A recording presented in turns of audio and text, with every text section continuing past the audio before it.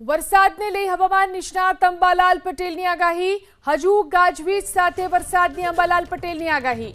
ઉત્તર ગુજરાત, પૂર્વ અને દક્ષિણ ગુજરાતમાં વરસાદની આગાહી। દક્ષિણ સૌરાષ્ટ્ર અને કચ્છમાં પણ વરસાદની આગાહી।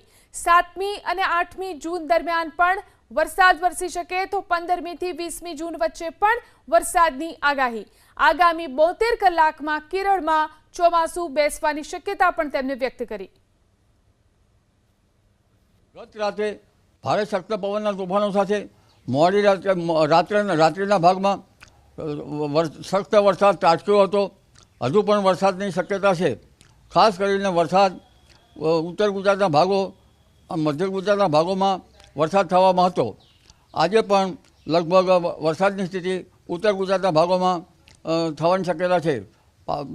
બનાસકાંઠાના ભાગો, પાટણના ભાગો, સાબરકાંઠાના ભાગો, અરવલ્લીના ભાગો અને પંચમહાલના ભાગો તેમજ મહીસાગરના ભાગો, દાહોદના ભાગો અને વડોદરાના કેટલાક ભાગો, અમદાવાદ, ગાંધીનગરમાં પણ હવામાન પલટા છે, પણ વરસાદ ઓછો આવવાની શક્યતા છે। અન્ય ભાગમાં વરસાદ વધુ આવવાની શક્યતા રહેશે। એટલે હજુ પણ ગુજરાતના ઘણા ભાગોમાં વરસાદ આવવાની શક્યતા રહેશે। તારીખ 5 સુધીમાં તો વરસાદની શક્યતા દક્ષિણ ગુજરાતના ભાગોમાં પણ થવાની શક્યતા રહેશે।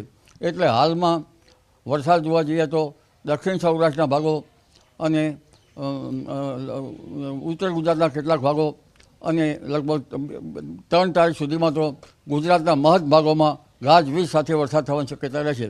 જાણે ચોમાસું માહોલ સર્જાયું હોય તેવી શક્યતા રહેશે। તારીખ 5 સુધી તો ગાજવીજ સાથે વરસાદ થવાની શક્યતા રહેશે। ગુજરાતના મહદ ભાગોમાં થવાની શક્યતા રહેશે, પરંતુ તારીખ 8-9માં દક્ષિણ ગુજરાતના ભાગોમાં વરસાદ થવાની શક્યતા રહેશે।